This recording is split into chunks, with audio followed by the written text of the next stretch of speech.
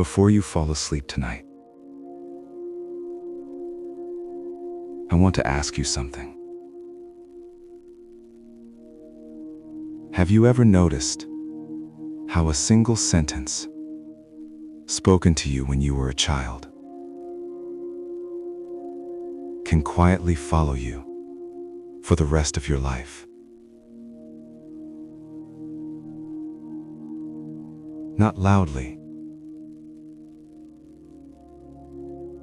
not consciously, but like a background voice that never really leaves.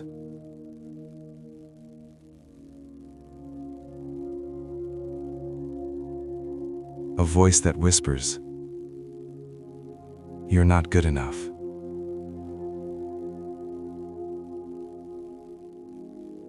You can't be trusted."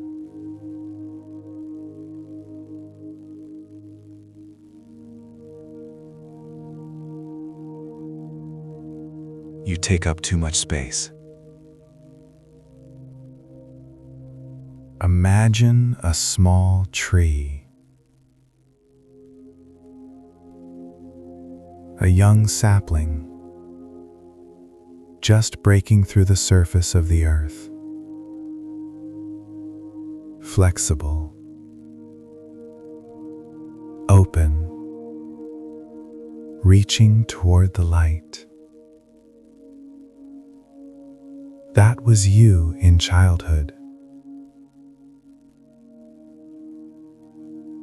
Completely dependent on the environment around you. When there is warmth, light, and nourishing soil, the tree grows straight, strong, and healthy. But if a cold wind blows constantly from one side, if the soil is poor, if there is not enough light, the tree will still grow. In cognitive behavioral therapy, there is a concept called schemas.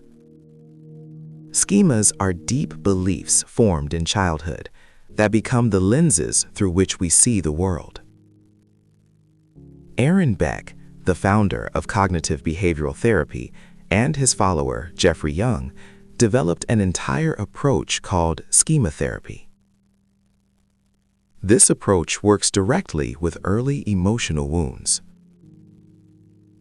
A child's brain is both brilliant and vulnerable. It learns incredibly fast, but it is not yet capable of critical thinking. A child cannot say, "My mother is yelling at me not because I am bad, but because she is tired and overwhelmed." Instead, the child's brain makes the simplest conclusion. If I am being yelled at, something must be wrong with me. And this belief gets recorded deeply, like code written into an operating system. And even as you grow up, even as your rational thinking develops, this program continues to run quietly in the background.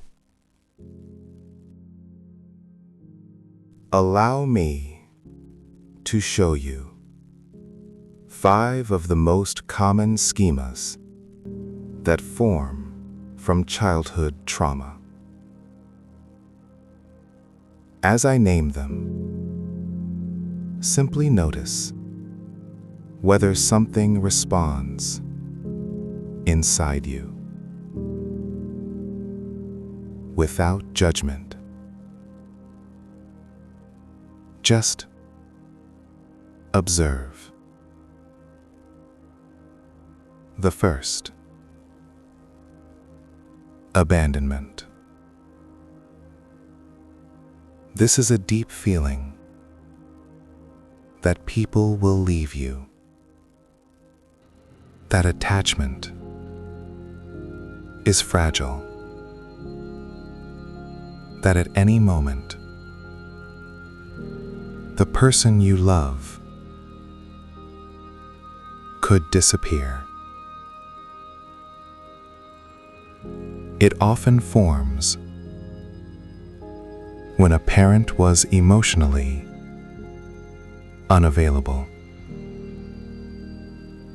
or physically absent,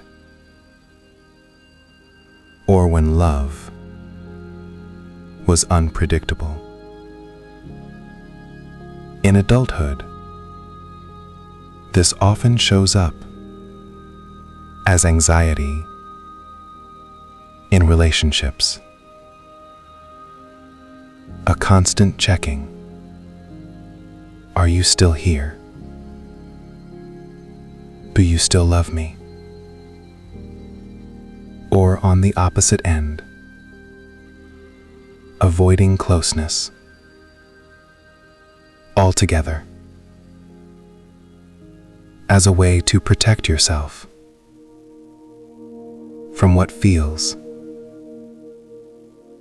like inevitable betrayal. The fourth, dependence. The other side of defectiveness. I can't cope on my own. I am weak. I need someone stronger to take care of me. This schema forms when a child was either overprotected, not allowed to develop independence, or on the opposite extreme, left alone in situations they could not handle. In adulthood, this shows up as codependent relationships, an inability to make decisions, a fear of being alone that can grow into panic. Meeting the child who was never expected. This child doesn't think that anyone is waiting for them. They are used to being alone, used to the idea that their feelings do not matter, that they are a burden. Maybe they are not even sure whether they have the right to come in. But you, the adult who knows better, quietly say, "Come in. I'm waiting for you. You are safe here." One of the most toxic aspects of childhood trauma is that the child takes responsibility upon themselves. If my mother is sad, it means I am bad. If my father is angry, it means I did something wrong. A child's brain cannot accept that adults can be wrong, that they can be exhausted, overwhelmed, out of resources. Because if parents are not all-powerful, then the world becomes unpredictable and frightening. It feels safer to blame yourself. How they lean into you. Maybe they tremble with quiet sobs. And you say, "I am here. I am not going anywhere. You are safe." If they needed to hear that they are good enough, say it now. Not as an abstract phrase, but looking into their eyes. You are good. You are worthy of love. Not for something you do, but simply because you exist. Allow yourself to feel this. If tears come, that is good. Tears are release. They are not weakness. They are courage. The courage to touch this pain and to heal it.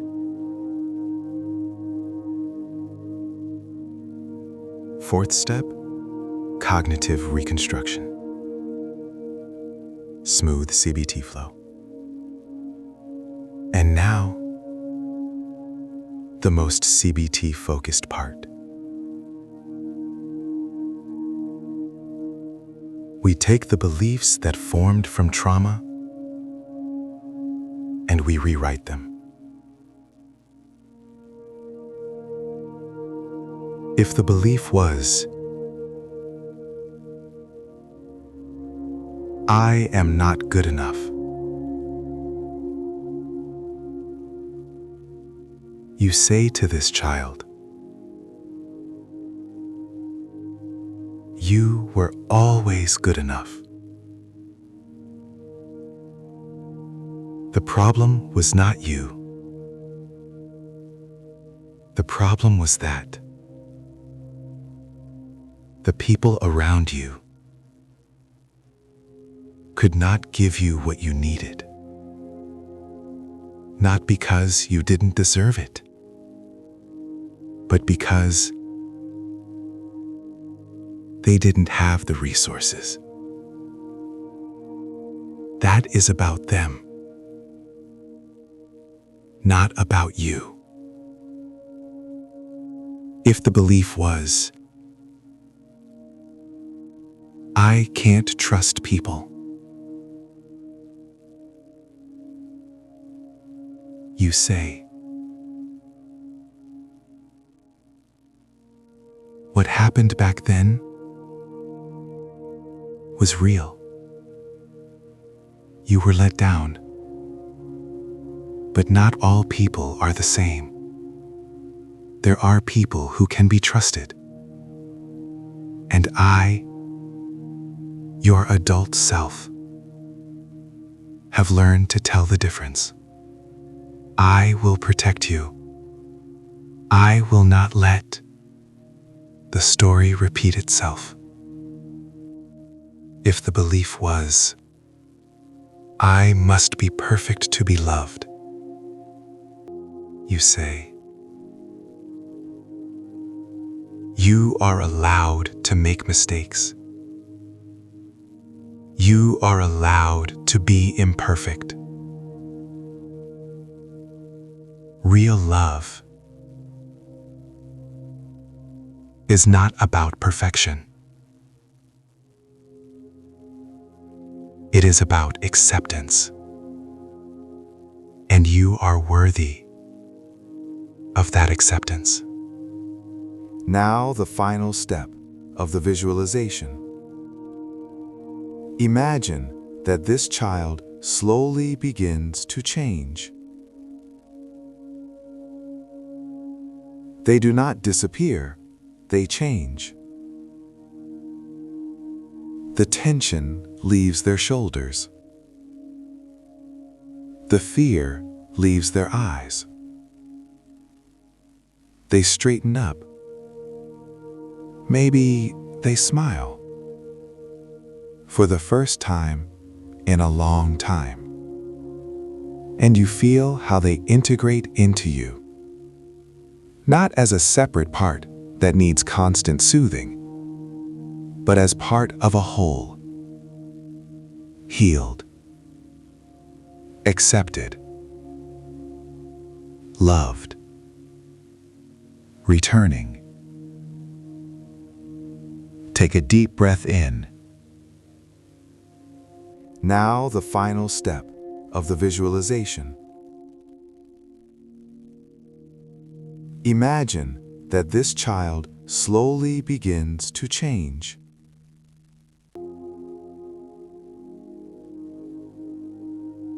They do not disappear, they change. The tension leaves their shoulders. The fear leaves their eyes. They straighten up. Maybe they smile.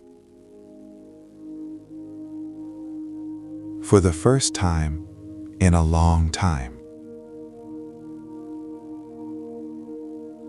And you feel how they integrate into you. Not as a separate part that needs constant soothing,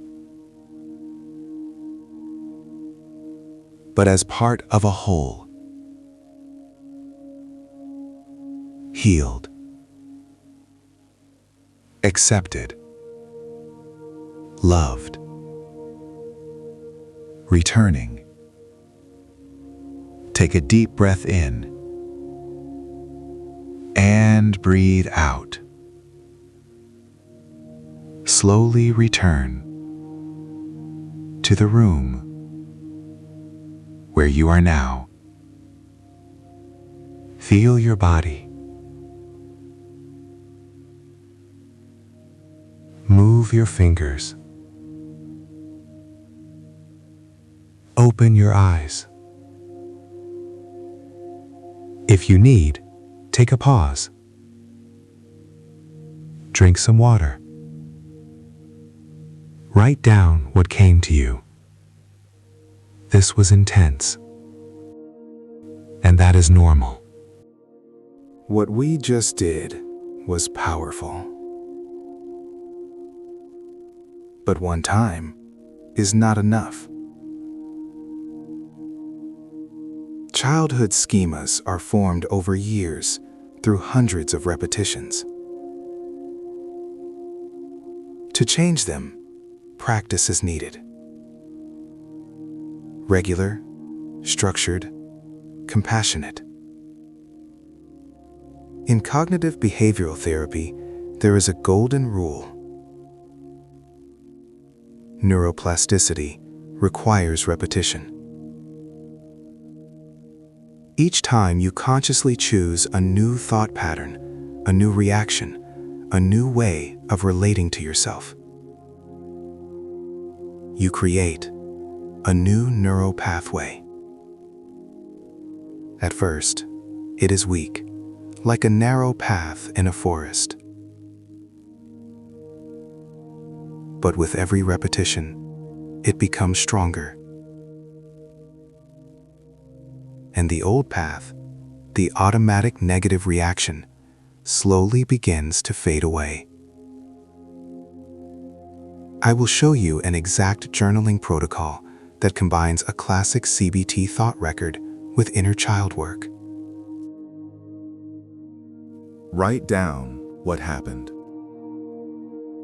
The situation that caused a strong emotional reaction.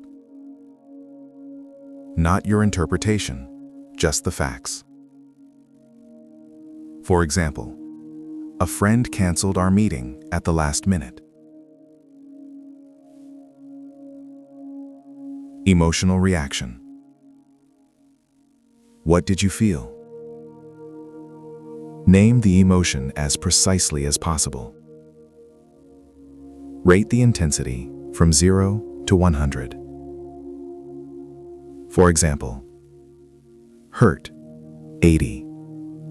Fear, 60. Anger, 40. What went through your mind? For example, I don't matter to him. He doesn't respect me. Maybe I'm a bad friend. And now, the most important part. Ask yourself, which part of me is reacting? If this were not the adult, but the child inside, what would they say? Which old wound has been activated? For example, I've been abandoned again. I don't matter to anyone. There must be something wrong with me if I'm so easy to cancel. Do you notice the difference? The adult's automatic thought sounds rational. But underneath it is the voice of a wounded child, one who knows this pain very well. Column 5. Where this comes from. Historical roots. When did you feel this way for the first time? What from your childhood does this remind you of? For example, my mother often promised to spend time with me, and then cancel. Column 5. Where this comes from. Historical roots. When did you feel this way for the first time? What from your childhood does this remind you of? For example, my mother often promised to spend time with me, and then canceled because of work. I felt unimportant. This is a key step. When you see the root, the reaction loses its power. You understand, oh, this is not about now, this is about then. Column 6. The adult's response to the inner child. Here, you write a letter from your adult self. Compassionate, steady, wise, to the wounded child inside. For example, dear little one, I hear how much this hurts. I know that for you, a canceled plan is not just an inconvenience.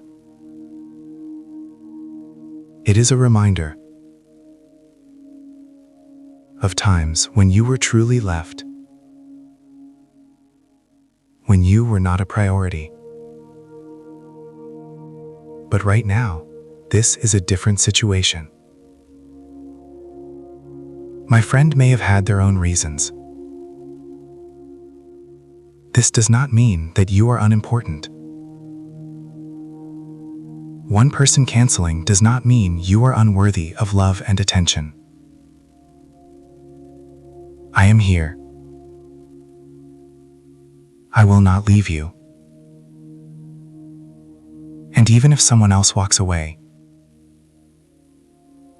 you will not be alone. Because now, you have me. Column 7. Alternative interpretation and action. As the adult, how can you look at this situation in a more balanced way? And what can you do from a place of calm, not fear? For example, alternative thought. My friend may have a valid reason. This is not necessarily about me. One canceled meeting does not define our friendship. Action. I will write to him calmly. I will say that I felt a little disappointed and suggest moving the meeting to another day. If this becomes a pattern, we can talk about it openly. But for now, I choose to give him the benefit of the doubt. Once a week, write a long, unhurried letter to your inner child. Not in the format of a thought journal, but as a real message. A personal letter. Begin with the words, "Dear, your name as a child, I want you to know." And then write, "Everything this child deserved to hear. That you were not responsible for your parents' divorce. Those were their relationships, their choices. You were just a child who wanted everyone to be happy. And it was never your job to fix that. That your tears were normal. You were not weak when you cried. You were a living, feeling human being. And that is strength, not weakness. That you were allowed to make mistakes and still be worthy of love.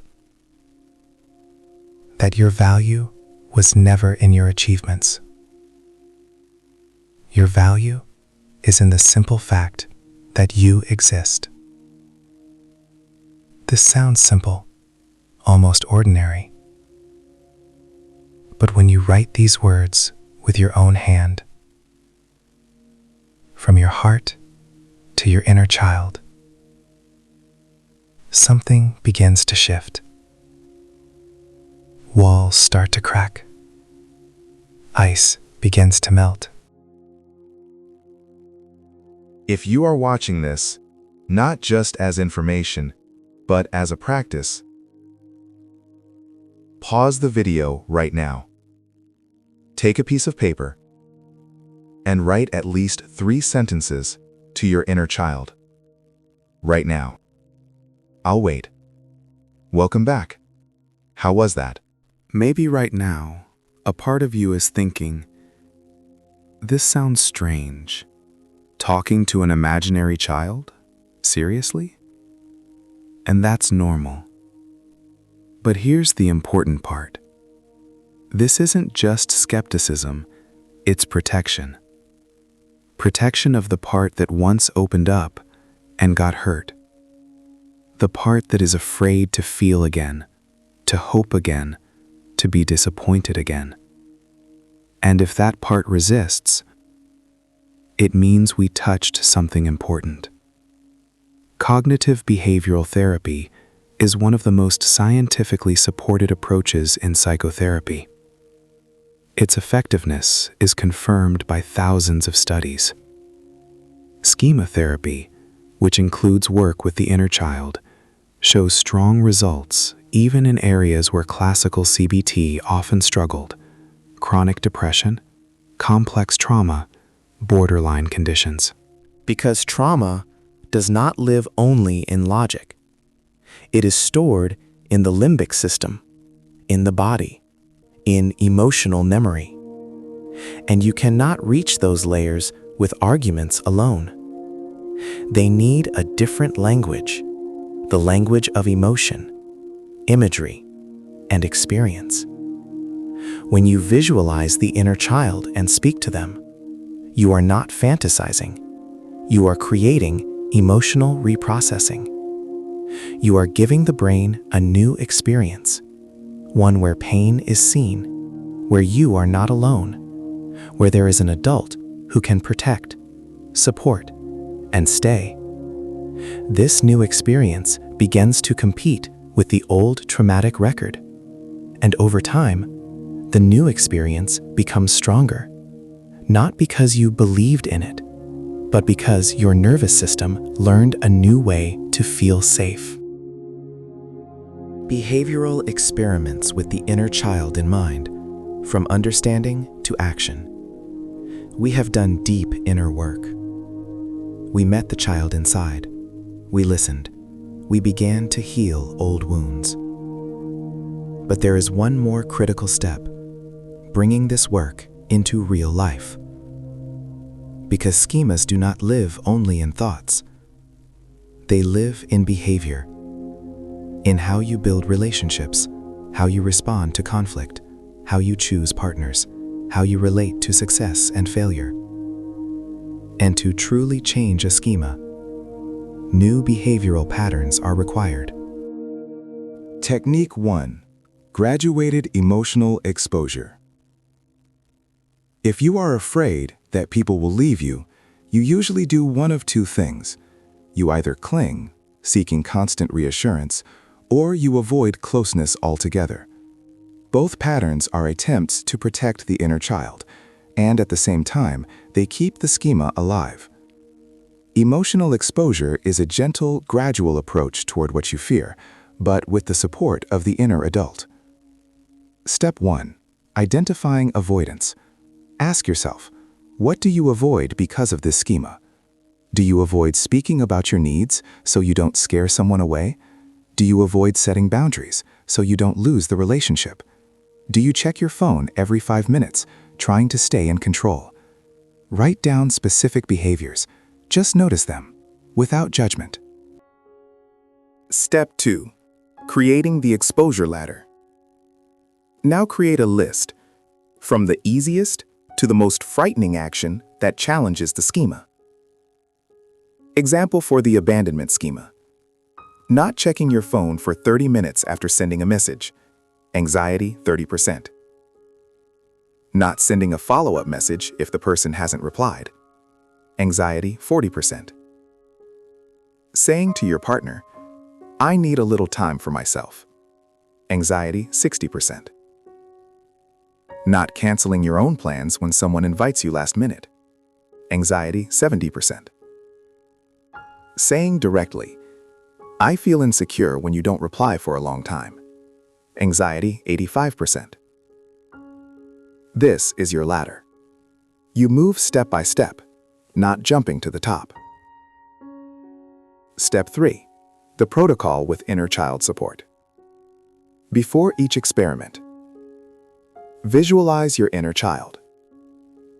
Say to them, I know you're scared, and that makes sense, but I'm here. I'm the adult now. I will take care of you. We will try this together. And even if it feels scary, you will be safe. During the experiment, notice the anxiety. Name it. This is fear of abandonment. It comes from the past. Breathe. Remind yourself, I am safe right now. This is not then. This is now. After the experiment, write down what actually happened. What did the schema predict? If I don't reply immediately, he will get upset and leave. What happened in reality? He replied an hour later. Everything was fine. Praise your inner child. You were so brave. You did it. Let that courage land. Technique 2. Rewriting old scripts in real time. Schemas often create self-fulfilling prophecies. If you believe people will reject me, you may start acting distant, protecting yourself in advance. And people do pull away, not because something is wrong with you, but because a wall was built first. This technique helps you catch the old script as it's happening and consciously choose a new one. Example, the defectiveness schema. The old script. At a work event, you stand in the corner thinking, I'm not as interesting as the others. I don't fit in. You avoid conversations. You leave early. The schema feels confirmed. See, I was alone again. The new script with inner child support. 1. Before the event. Dear little one, I know you're afraid we won't be accepted. That will say something wrong. But here's the truth. We don't have to be perfect. We'll just try to be ourselves. And if someone doesn't like it, that's about them, not about us. 2. During the event. You notice the impulse to hide in the corner. You pause. This is the old pattern. I see it. You take a small, manageable step against the schema. You approach a group of colleagues, say hi, and simply listen. 3. If anxiety appears. Yes, I feel anxious. And that's okay. I can feel anxiety and still stay here. I am safe. 4. after the event. Little one, did you see that?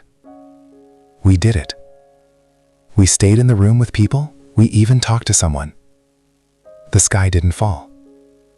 We handled it. I am so proud of you. Every time you do this, you create a new experience that contradicts the old schema. And over time, the brain begins to update its software. Technique 3. Setting boundaries as an act of love for the inner child. Many childhood wounds are connected to violated boundaries. You weren't listened to. Your no was ignored. Your needs didn't matter. And in adulthood, setting boundaries can feel impossible because the inner child remembers, when I say no, I get punished, rejected, or someone gets upset. But boundaries are not an act of aggression. They are an act of self-respect, a way to say to the inner child, I will protect you now. You have the right to space, to rest, to disagreement. The boundary setting protocol. 1. Preparation with the inner child. Dear little one, I know you're scared, that when we say no, we'll be rejected. But here's the truth. People who reject us for having healthy boundaries are not our people. And I'm willing to find that out because you deserve respect. 2. Stating the boundary. Don't apologize. Don't over-explain. Just state the fact. Instead of, I'm sorry, I know this is inconvenient, but could you maybe, if possible, not call me after 9 in the evening because I need to, say, I don't take work calls after 9 p.m. This is my personal time. 3. Tolerating the discomfort. The other person may react negatively. They might get upset, angry, or try to manipulate. Your task is not to convince them that your boundary is fair. Your task is to hold the boundary. Silently say to your inner child, yes, they don't like it, and that's their right. But we stay here. We don't break ourselves to please others. 4. Celebrate afterward. We did it. We set a boundary. We took care of ourselves. I am so proud of us. Every boundary you hold is proof to the inner child that things are different now. There is an adult here who will protect you.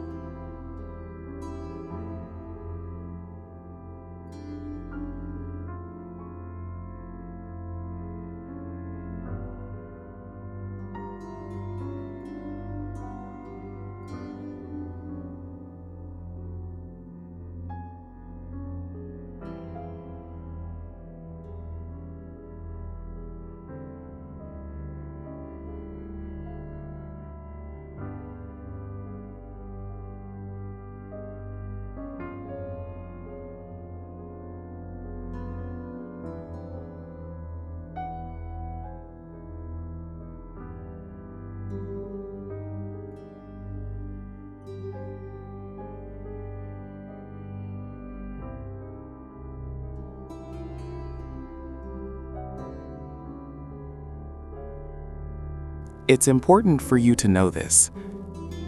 Healing from childhood trauma is not a straight line upward. It's a wave.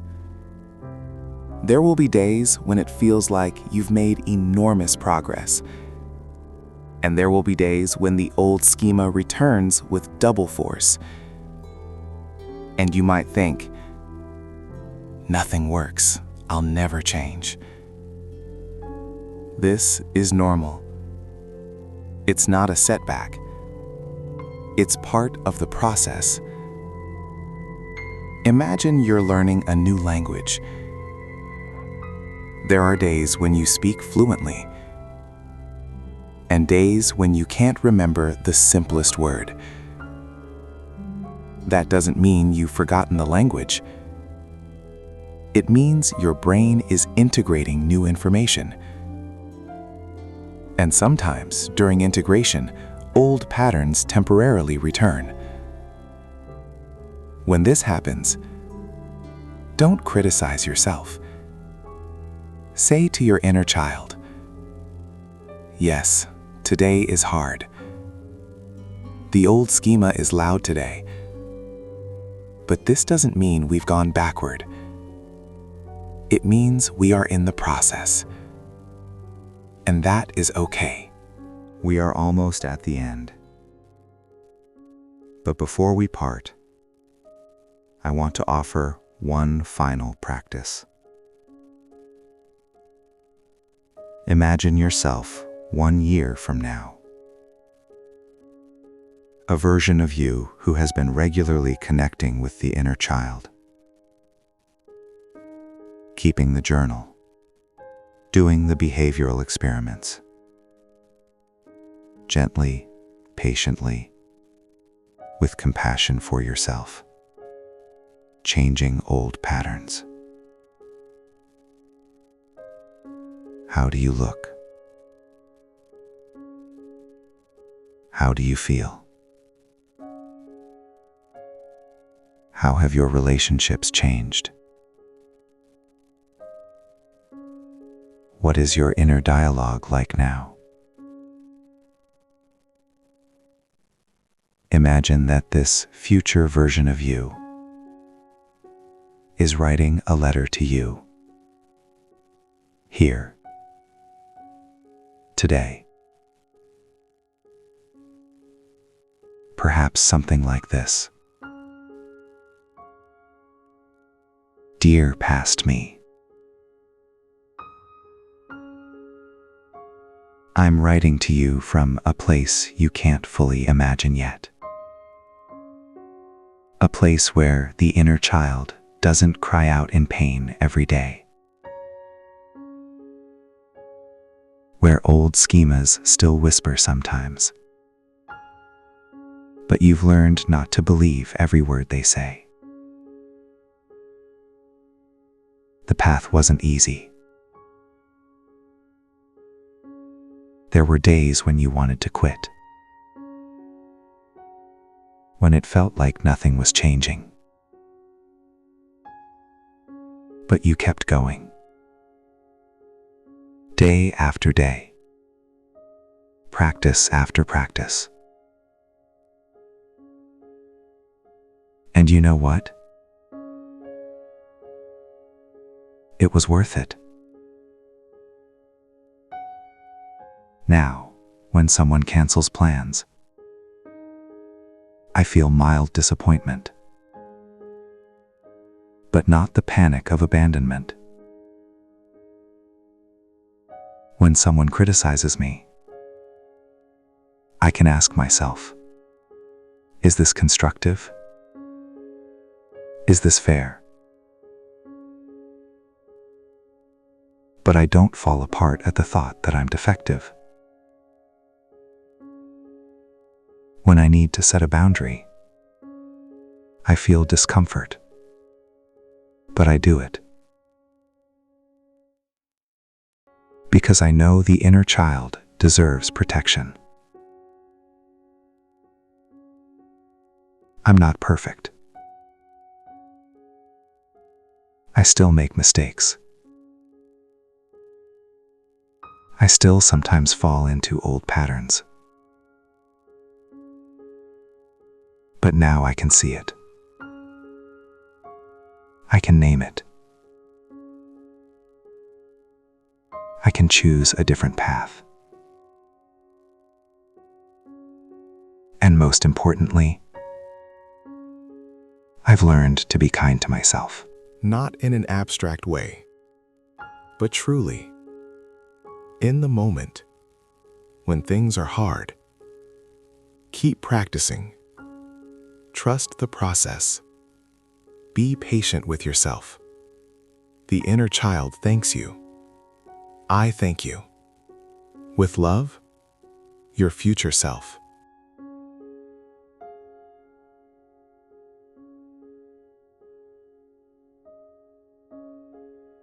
Thank you for walking this path with me.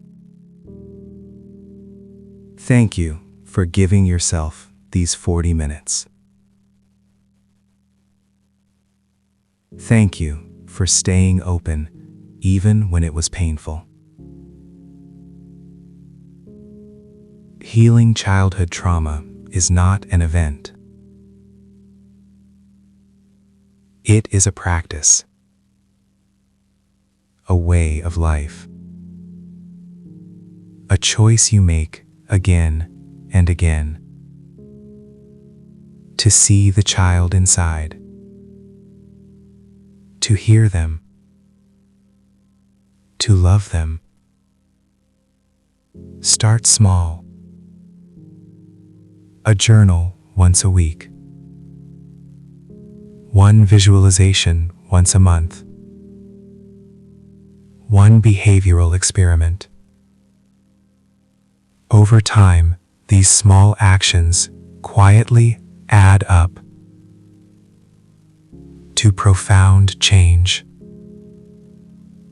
If this video resonated with you, please give it a like. It tells me this topic matters, and I will create more content about schema therapy. Subscribe to the channel if you want more deep dives into CBT and healing practices.